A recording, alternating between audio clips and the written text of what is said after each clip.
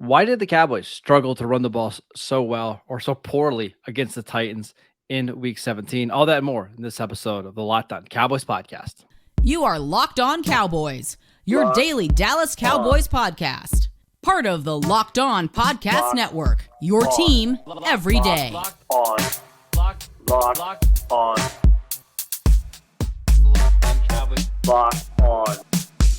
Cowboys.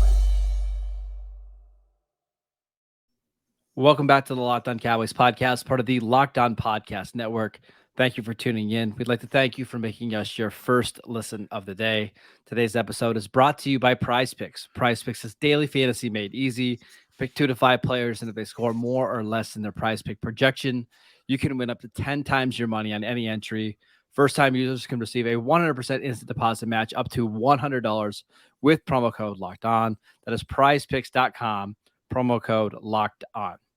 I am Marcus Mosher. You can follow me on Twitter at Marcus_Mosher. He is Landon McCool. Check him out on Twitter at McCoolBCB. Landon, we are going to be talking about the Cowboys later on in today's podcast.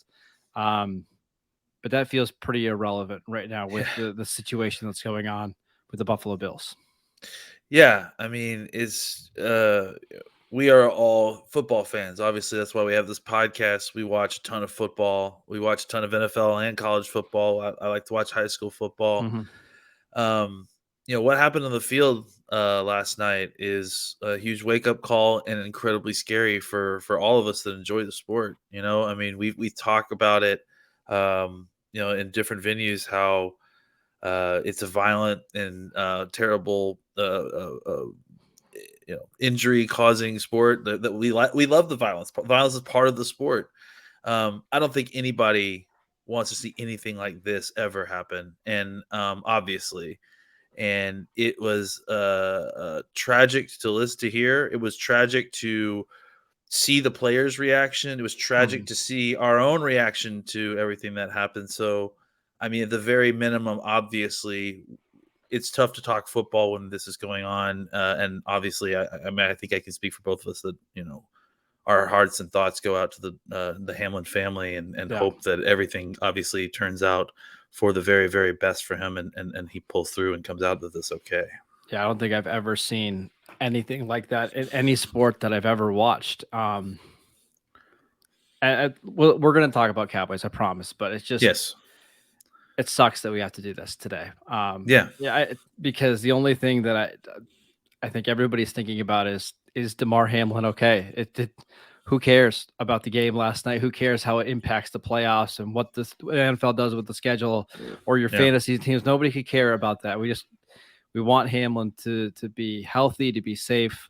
That's all I guess that really matters right now. Yeah, I mean it's really terrible because these guys are human beings. We talk about them all the time. We comment on their performance like they are cogs in a machine at times. But these are all human beings that have families, that have loved ones, that life and death should not be coming into this equation for a game. And it's when it does, it really puts things into kind of a sad perspective. So please excuse us if it's a little bit of a down show, but this is obviously weighing heavily on both of us. I will say one of the good things that came out of last night is you can see how much of the NFL is family and how the football fans kind of take care of each other. I saw Damar Hamlin's charity. I'm blanking on the name right now. It's a toy drive. As of this afternoon, when we're recording the show, $4 million have been donated to that. The goal was $2,500 going into last night's game, and they're at $4 million. And just the way that everybody from the NFL has come to support Damar Hamlin and the Bills is pretty cool. Yeah, it's I think I'm just trying to always look it up for it. It's called the Damar Hamlin Toy Drive, and it's on GoFundMe. So if you guys get a chance, maybe go check that out. I think all of us are kind of reaching for something that we can do. It's a very helpless feeling, and I know that his teammates must have been feeling that too. To just be on the sideline watching him struggle to stay alive Mhm. It's just a hopeless and helpless feeling. So I know that if people are trying to look for something positive to do to kind of be proactive and help where you can, I know the Hamlin family would certainly appreciate a donation to that toy Yeah, drive fund. I saw like Andy Dalton donated, to the Hamlin Fund, and it's cool because if you remember correctly, a few Yeah, years ago, the Bengals allowed the Bills. They beat the Ravens in a Week 17 game, and it allowed the Bills get to the playoffs. And the Bills Mafia and their fans ended up donating like $1 million to one of Andy Dalton's charities. So that's right. in that way, the NFL community is really good, and this shows you like listen, as much as we sometimes don't like other fan bases or don't like No, certain teams, it's a big community, and this is partly why we love the NFL so yeah, much, is because we all have one common thing that we're coming together to watch, and it's pretty cool.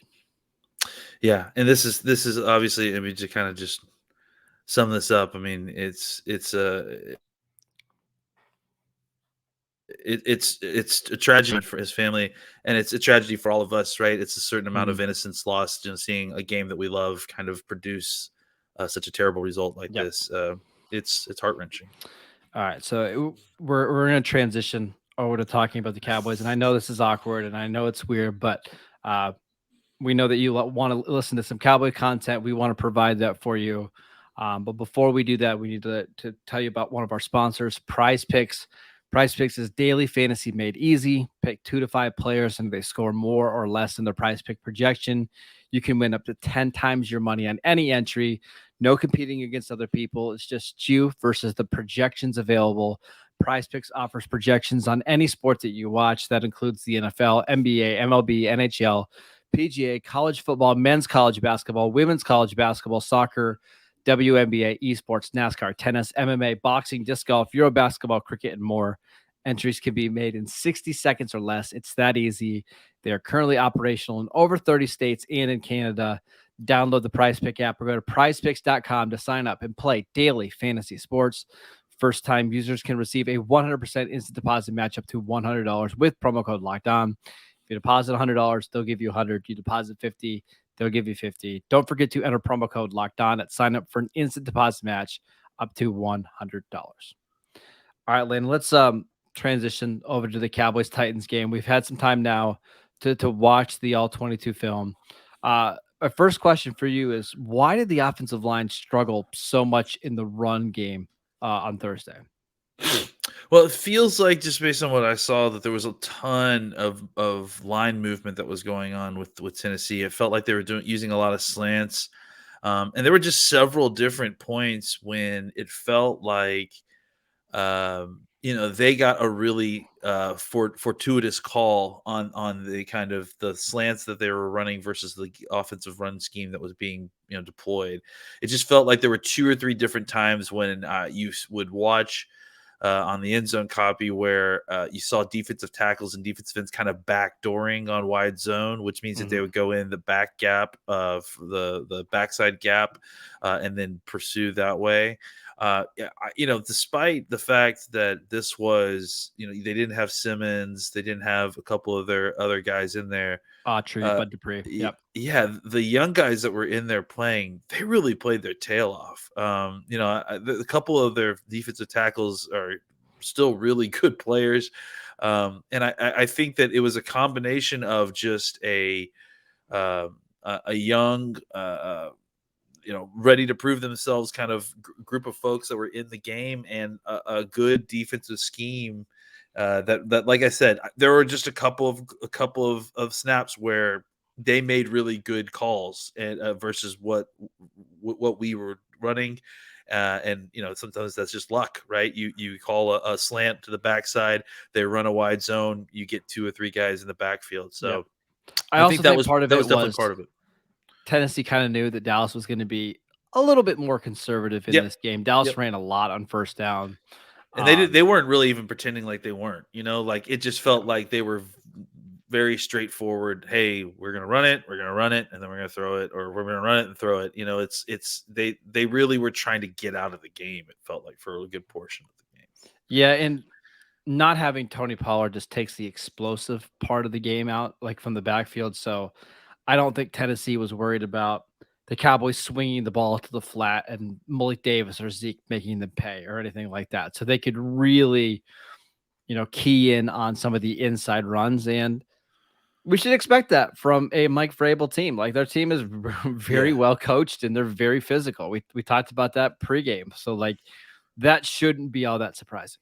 It's a good run defense. I mean, even without their starters in there, they defend the run extremely well. So, like I said, like you mentioned, the Cowboys didn't do a ton to try to confuse or mix up Tennessee. They weren't looking to throw out a bunch of their tricks, because Seemed like a very obviously, vanilla game plan. yeah, and which makes sense. We're at the second to last week of the season. You don't want to show too much. You want to get in and out with the win, but you don't want to do it at the expense of kind of throwing out your best stuff, especially against a team that you should be able to beat, and they did beat, by multiple touchdowns because they have their backups in. So it wasn't always pretty, and that's the reality of the NFL is that parity is such that even against your backups, sometimes running the football can be difficult.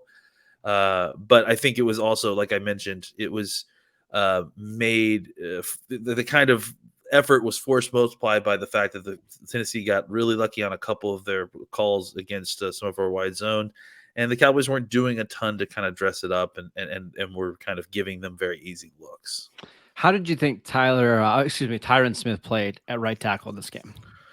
I think he's playing better football. I think the run game is still. I mean, I don't know that he's ever going to be the run blocker that Terrence Steele was on the right side. Which is so wild. Yeah. What if I would have told you that 2 years ago? Hey, Terrence Steele is just going to be coming from the Big 12 where you never take a run blocking snap. He's going to be better than a Hall of Fame left tackle in the run. Well, I mean, you could have just told me specifically. What if I had told you that Terrence Steele would be a better run blocker than Tyron Smith at any point in his career? He's just a better player than Tyron right now. So I think that Tyron's still kind of figuring it out on the right side a little bit. It's still footwork and stuff are still kind of things he's working on, but I think he's doing a good job there. I think he's obviously showed a lot more improvement from the previous week playing on the right side. He's definitely looks more comfortable. We should also mention, not only is he playing a new position, relatively new position for him, but he's also trying to get into shape. Yeah, exactly. He didn't have any preseason. Even did he have 2 weeks of practice before he was inserted in the lineup? Maybe, yeah. So, and he played 80 snaps against the Titans. Yeah, I mean, he's a freak. I mean, certainly they could not have asked for a better situation after Terrence Steele went down. Yeah. I mean, it's worked out really well. Honestly, I think of those offensive linemen that kind of moved around a little bit, it was Tyler Smith that probably had the most issues in the game at different points. As far as the guys that were moving around a little bit, I think McGovern was okay for the most part. I think part of the issue that everybody was having was footing. I think footing was a major issue. We could definitely talk about that in other aspects, but I know that McGovern was, it just felt like 2 or 3 times I saw him basically do the splits. Let me ask you this now. What do you do in week 18 in the playoffs? Let's assume that Tyler Biadasz, who's definitely not playing this week, let's say he's not playing in round 1 of the playoffs. Do you put Jason Peters at left tackle, Tyler Smith at left guard, or do you think about potentially playing Matt Farniak at left guard, who was just activated off the injured reserve list this week? I think it's hard to try to put Farniak in there like this quickly. I mean, he's seen some time on the field. Obviously, he's gotten some regular NFL regular season snaps. I just think that trying to rush him back after what was kind of a long-term injury in season, trying to get him out there and think that he's going to be better. It's going to be a better situation than Peters necessarily. You're talking about in replacing him at left guard and then kicking Tyler Smith back out to left tackle. Yeah, and basically making Jason Peters your swing tackle again. Yeah, I mean, I think it might be worth examining. I don't know if it's something that you could. Well, maybe you do. Maybe you do it this week because it's kind of who knows what's going on this week, and then see how he does, and then maybe you make a decision there. I think that they need to focus on trying to get Biotish back out there and then put McGovern at left guard when they can. But I think trying to figure out exactly what's going to happen, as Yep. far as the interior three, that may be something that they need to try to figure out, during the game or during this week of practice. Just to go back to the Damar Hamlin thing really quickly, I don't know what they're going to do this week, honestly. Like, I don't know. Yeah. I think there's a chance. My gut tells me that the NFL is not going to play this weekend, honestly. I don't think there's going to be games. And I wonder if they just move everything back a week and get rid of the 2 weeks before the Super Bowl. And because I don't know, are players going to be able to play this week? Yeah, I mean, I think it's a fair question. I know that I've seen several different tweets already talking about how coaches are floating that situation because several players just said, it's tough to maybe if make them that's go back.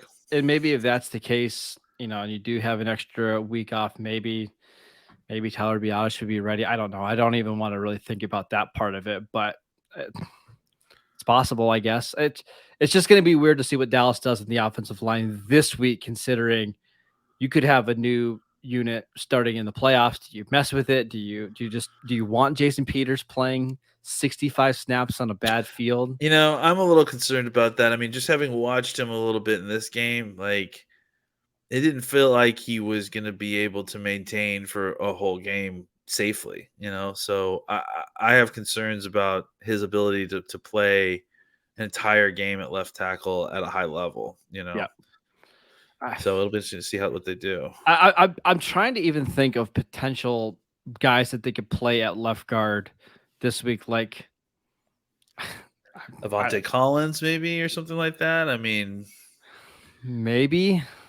I mean, they just don't really have the guys on the active roster right now to do that. Like, they'd have to probably pull somebody up off the practice squad and do that. But I don't know if you want to mess with that in week 18 either. So it's a fluid situation on the offensive line for the Cowboys. Something that maybe we'll find out as the week goes. What they're planning to do that. My guess is that I've got some concerns about Jason Peters playing a full game at left tackle, but if they need him for 25, 30, 40 snaps, I think they could do that. But I got to believe that they want him to be the swing tackle in the playoff game. Yeah. I mean, that seems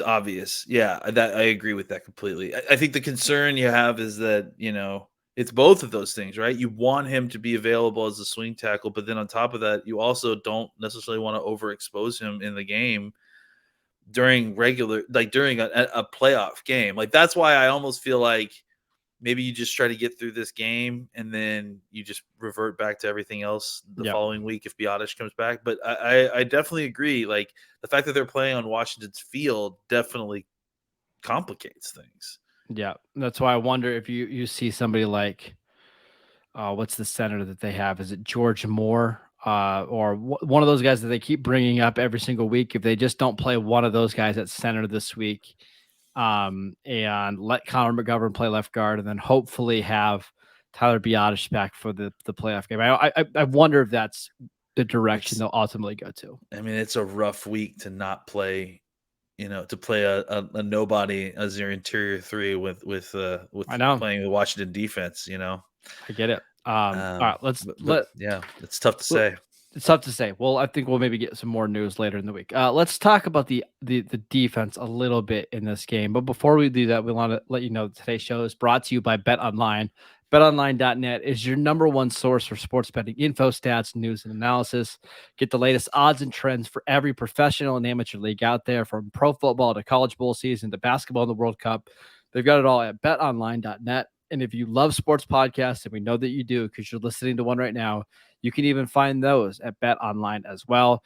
It's the fastest and the easiest way to get your betting info. Head to the website today or use your mobile device to learn more. Bet Online, where the game starts. All right, Landon, let's talk about the defense in this game. What were some of your biggest takeaways after watching the All-22? Well, I think the first thing, I don't know why this kind of keeps popping into my head is thank goodness for Carlos Yeah, Watkins. I agree. Like I just think that since Hankins has gone down, the defensive tackle situation has been scary a little bit because you just seen that Gallimore just cannot hold up under double teams.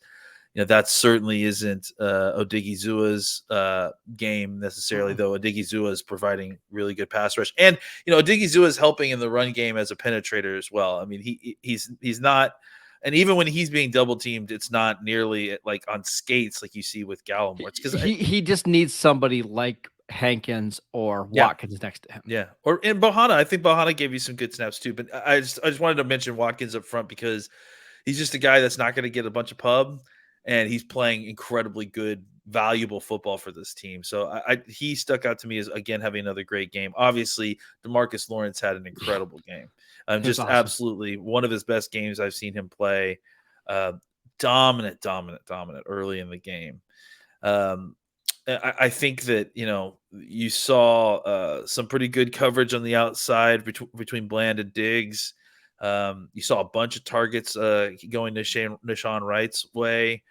I thought he had some mixed results, but I think he's taking steps, I mean, look, we hadn't really seen a team fully go after Nahshon Wright like that yet. And, it was not bad, not great, not good. I mean, it's about what you expect. So I have some confidence there. I think he's going to continue to get better there. And hopefully they'll, I think depending on who they're playing in the playoffs, he might have some better matchups. So we'll see. I think that's where my concerns are right now is seeing exactly how the third corner spot kind of continues to develop there. I'll give you a player that stood out to me in a positive way, and then one stood out in a negative way. Damone Clark. I thought this was his best game. Best game, without a doubt. Yeah, I thought he flies to the football and he doesn't miss tackles. That's a pretty good job description if you're a linebacker. Like, get to the football, make tackles. If you can do that, you're going to have a long career. I'm excited about the possibility of him and Leighton Vander Esch playing together in the playoffs. Like, against Tampa that wants to throw the ball quickly, they're going to complete, like if they play Tampa in the first round of the playoffs, they're going to complete a bunch of short passes. It's okay as long as you can get to the ball and make tackles. Damone Clark, I think, helps you quite a bit compared to what they had in week one when it was Vander Esch and Anthony Barr playing or whoever else they had out there. Like, Damone Clark played well. The Neville Gallimore spot is a disaster right now. I don't know how he can be active in the playoff game, honestly, because he's giving you absolutely nothing in the run game as a pass rusher. I don't know, man. That's a bad spot that the Cowboys are at that backup defensive tackle spot. Yeah, I mean it's time to consider making him inactive once Hankins comes back.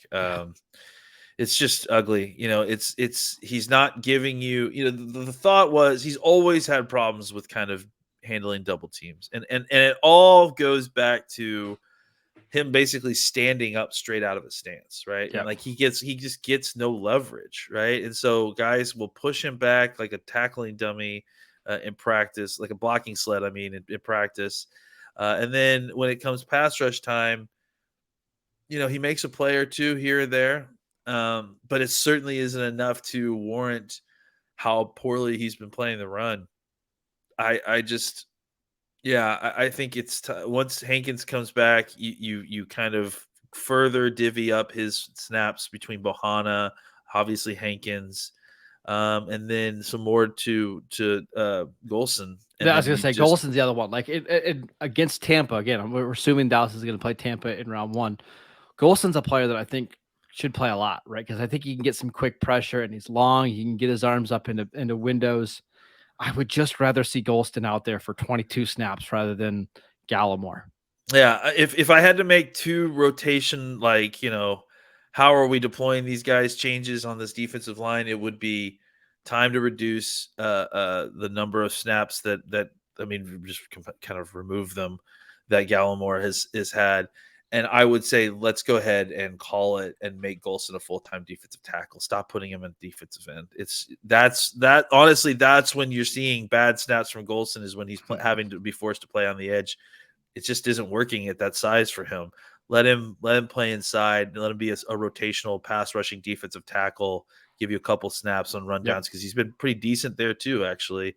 I think those two changes could really make a difference, and a positive difference on this defensive line. One last note. I thought Deron Bland was really good again. He only gave up 24 yards in coverage. Didn't target him very often. The Titans made it a point to kind of go away from him and Diggs. I mean, he's a ball hawk. You can't throw the ball at Deron Bland. He'll make it spicy. I mean, it's just not a fluke anymore. Like he's not. It's a little bit like the Diggs situation from last year, right? He's not going to get an interception every other game. That's just not going to happen. But it's clear he's not going to be your biggest issue at cornerback, and that's fantastic. Yeah, and I think that's why you can feel okay about the third cornerback situation, is because it's your third corner, not your second corner, right? Like it's just that little bit less exposure. I mean, I said it last week. Like, look, I think we've seen enough of the consistency that this is not like a extended streak of good play. This is not just like, good luck. This is who this kid is. Like, he's a good player. So I feel confident. I have a level of expectation for Bland now. Like I'm not holding my breath or hoping that he continues to play like that. That's the standard now for him, which is, again, that's a great sign for a young player to be able to kind of produce a high level of standard that you start to expect him to play at. All right, that is it for today's show. Thank you for making Locked On Cowboys your first listen today. For your second listen, check out the Locked On NFL podcast, bringing you the local insights you love to the national spotlight with daily conversations on the biggest NFL stories. Locked On NFL, available on YouTube and wherever you get your podcasts. All the same places that you would download the Locked On Cowboys podcast. Check us out over on YouTube as well. You can follow Landon on Twitter at McCoolBCB. I'm at Marcus_Mosher. We'll see you guys next time.